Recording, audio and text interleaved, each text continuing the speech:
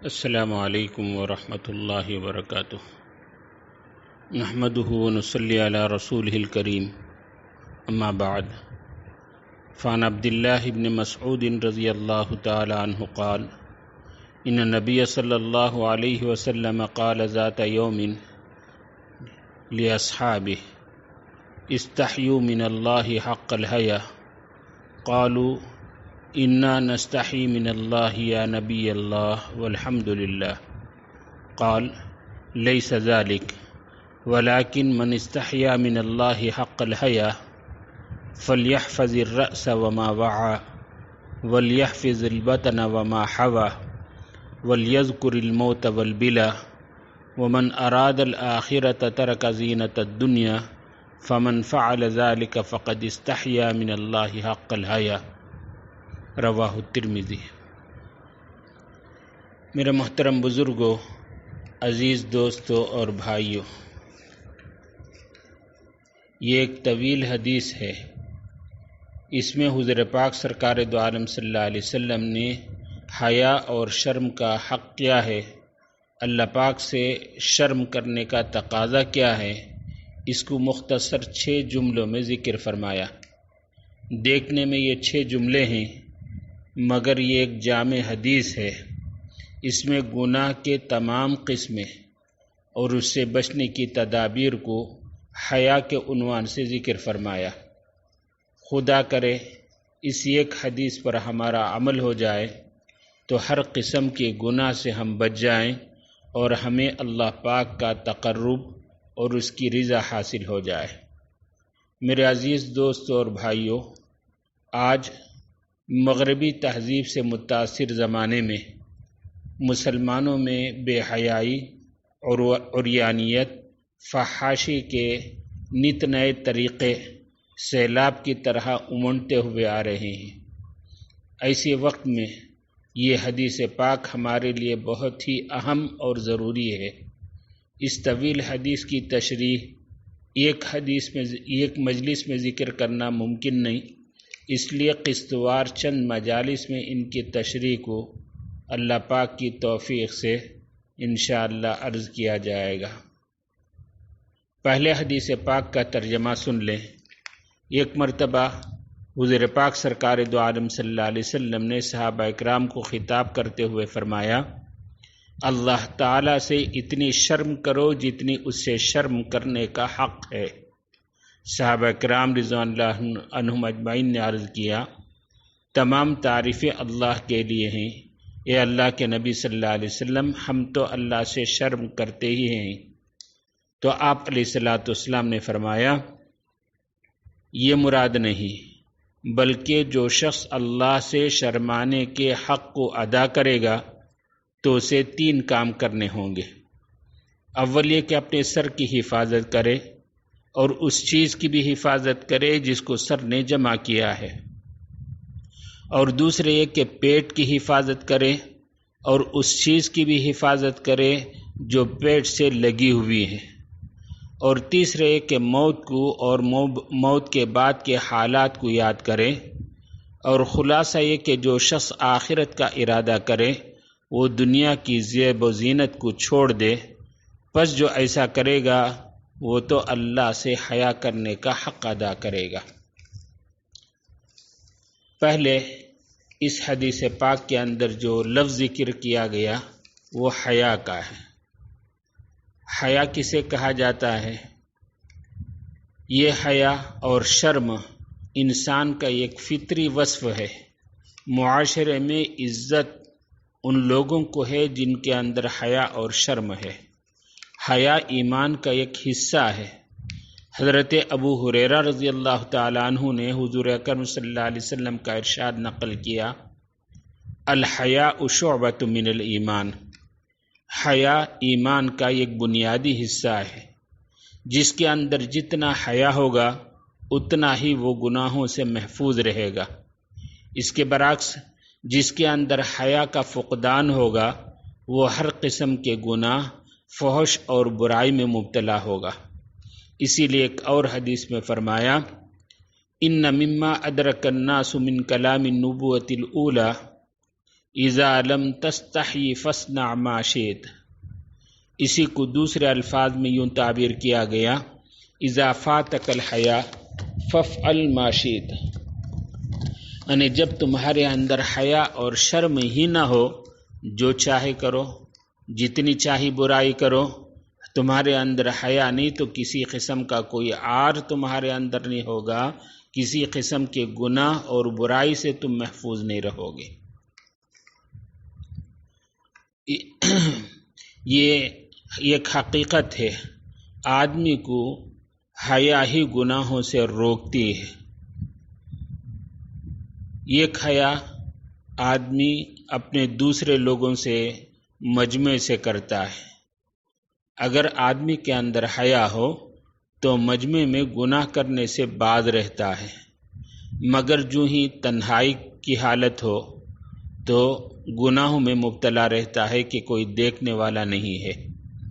مگر شریعت اسلامی میں حیا کا ایک اور درجہ ہے، وہ ہے اللہ سے حیا اور شرم کرنا۔ جو ہمارا خالق و مالک، جس کی عنایتیں و رحمتیں ہم پر بارش کی طرح برستی ہیں، جو ذات ظاہر و باطن کو اور ہر چھپی اور ڈھکی ہوئی چیزوں کو جانتا ہے، اس ذات مقدس سے حیا کرے کہ وہ ہر حالت میں ہمیں دیکھ رہا ہے، جہاں بھی ہو، جس حالت میں بھی ہو، اللہ پاک ہمیں دیکھ رہا ہے۔ اللہ سے ہم اوجھل اور غافل نہیں ہیں۔ جب اللہ سے یہ حیا آدمی کے اندر پیدا ہو جائے تو انشاءاللہ کسی قسم کے کوئی گناہ نہیں ہوگا۔ وہ تو اس کی کوشش کرے گا کہ ایسا کام کروں جس سے میرا رب مجھے راضی ہو جائے، اور اپنے تمام عضو کو اس کے احکام کا پابند بنائے رکھے۔ یہ اللہ سے حیا کرنے کا تقاضا ہے۔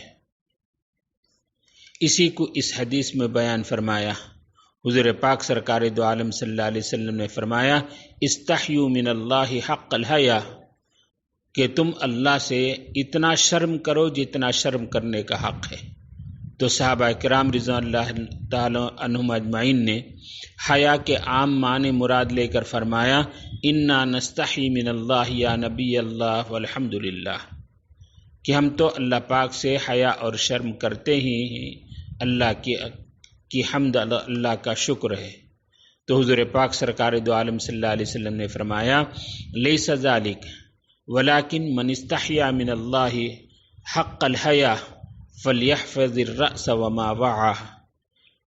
حیا کا تقاضا اور حیا کا حق یہ ہے کہ جو اللہ سے شرم اور حیا کرے گا تو چاہیے کہ وہ اپنے سر کو اور ان چیزوں کو، ان اعضاء کو جس کو سر نے جمع کر رکھا ہے، اس کو گناہوں سے محفوظ رکھے گا۔ اللہ پاک سے حیا کی یہ کیفیت کیسے حاصل ہو؟ تو ہمارے اکابر نے اس کا یہ طریقہ بتایا کہ اللہ کی نعمتوں کو ذرا سوچے، اپنے محسن حقیقی کے احسانات کی طرف غور کرے، دوسری طرف اپنے اعمال کا محاسبہ کرے کہ اللہ کی نعمتوں کی ہم کس قدر ناقدری اور ناشکری کر رہے ہیں، اس کی طرف بھی نظر رکھے، اور یہ بھی سوچے کہ اللہ تبارک و تعالی ہمیں دیکھ رہا ہے، ہر حالت میں ہم اللہ کے سامنے ہیں۔ تو اس سے دل کے اندر ایک کیفیت پیدا ہوگی، تو اسی کیفیت کا نام حیا ہے، جو انسان کو اللہ کی نافرمانی سے باز رکھے اور گناہوں سے روکے۔ تو حضور پاک سرکار دو عالم صلی اللہ علیہ وسلم نے اللہ سے شرم کرنے کی پہلی ہدایت یہ فرمائی کہ فلیحفظ الراس، کہ سر کی حفاظت کرے، کہ یہ سر اللہ پاک کے علاوہ کسی اور کے سامنے نہ جھکے۔ سر انسان کے جسم کا سب سے بڑا اور سب سے اہم حصہ ہے۔ سر کے بغیر انسان کا وجود ہی نہیں۔ ہاتھ، پیر، آنکھ، ناک کے بغیر انسان زندہ رہ سکتا ہے، لیکن سر کے بغیر انسان کا وجود ہی نہیں ہو سکتا۔ اس لیے سر کی حفاظت کا حکم دیا۔ اس کا حق یہ ہے کہ یہ سر اللہ تبارک و تعالیٰ کے سامنے جھکے۔ اللہ کے علاوہ کسی اور کے سامنے سر کو جھکانا، اللہ کے علاوہ کسی اور کے سامنے سجدہ کرنا، یہ شرک ہے۔ اور اللہ تبارک و تعالیٰ کا اعلان ہے ان اللہ لا یغفر ان یشرک بہ ویغفر ما دون ذلک لمن یشاء، اللہ تبارک و تعالی شرک کے گناہ کو تو معاف نہیں فرمائیں گے، اس کے علاوہ جسے چاہے معاف فرما دے۔ کوئی بھی ولی ہو، کتنا کوئی بھی نبی ہو، ان کے سامنے چاہے ان کے مرنے کے بعد ہو، ان کے قبروں کے سامنے سجدہ کرنا یہ شرک ہے۔ ایک حدیث میں فرمایا الا وان من کان قبلکم کانوا یتخذون قبور انبیائہم وصالحیہم مساجدا الا فلا تتخذوا القبور مساجدا انی انہاکم عن ذلک، رواہ مسلم۔ حضور پاک سرکار دو عالم صلی اللہ علیہ وسلم فرماتے ہیں پچھلی امتوں کے اندر یہ معمول تھا کہ وہ اپنے صلحاء کے، ان لوگوں کے درمیان جو انبیاء گزرے، ان کے قبروں کا سجدہ کیا کرتے تھے۔ خبردار یاد رکھو کہ تم کسی بھی قبر کے سامنے سجدہ نہ کرو، میں تم کو اس بات سے روکتا ہوں۔ اسی لیے ایک اور حدیث میں حضور پاک سرکار دو عالم صلی اللہ علیہ وسلم نے فرمایا اللہ کے علاوہ کسی اور کے سامنے سجدہ کرنا جائز نہیں۔ اگر اللہ کے علاوہ کسی اور کے سامنے سجدہ کرنا جائز ہوتا تو میں عورتوں کو یہ حکم دیتا کہ اپنے شوہروں کے سامنے سجدہ کریں، لیکن یہ سر اللہ کی وہ نعمت ہے کہ اللہ کے علاوہ کسی اور کے سامنے اسے جھکایا نہیں جا سکتا، چاہے وہ عورت ہو اپنے شوہر کے سامنے سجدہ نہیں کر سکتی، یہ شرک ہے۔ اس کے علاوہ شرک کی ایک دوسری قسم ہے جس کو شرک خفی کہا جاتا ہے، یعنی ریا اور دکھاوا۔ کوئی بھی عبادت ہو، کوئی بھی اچھا کام ہو، لوگوں کے دکھاوے کے لیے، ریاکاری کے لیے، نام و نمود کے لیے کیا جائے، یہ بھی شرک ہے۔ حدیث پاک میں اس کو شرک خفی سے تعبیر کیا گیا۔ حضور پاک سرکار دو عالم صلی اللہ علیہ وسلم نے فرمایا من صام یراعی فقد اشرک ومن صلی یراعی فقد اشرک ومن تصدق یراعی فقد اشرک، یعنی جو لوگوں کے دکھاوے کے لیے روزہ رکھے یا لوگوں کے دکھاوے کے لیے نماز پڑھے یا صدقہ کرے، اس نے شرک کیا۔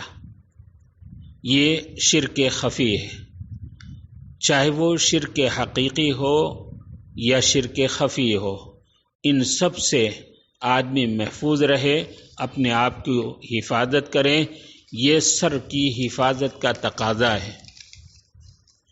اسی لیے ایک اور حدیث کے اندر حضور پاک سرکار دو عالم صلی اللہ علیہ وسلم نے فرمایا کہ آدمی کے سر کی حفاظت کا ایک دوسرا عنصر یہ ہے، اللہ کے حیا کا ایک اہم تقاضا ہے کہ ہمارا سر اور ہمارا دماغ کبر سے، خود نمائی کے مہلک جذبات اور جراثیم سے پوری طرح پاک ہو۔ کبریائی صرف اور صرف اللہ تبارک و تعالی کو زیب دیتی ہے۔ قرآن کریم میں اس کا صاف اعلان ہے وَلَهُ الْكِبْرِيَاءُ فِي السَّمَاوَاتِ وَالْأَرْضِ وَهُوَ الْعَزِيزُ الْحَكِيمُ، یعنی اسی کے لیے اللہ تبارک و تعالیٰ کے ذات ہی کے لیے بڑائی ہے آسمانوں میں اور زمینوں میں، اور وہی ہے زبردست حکمت والا۔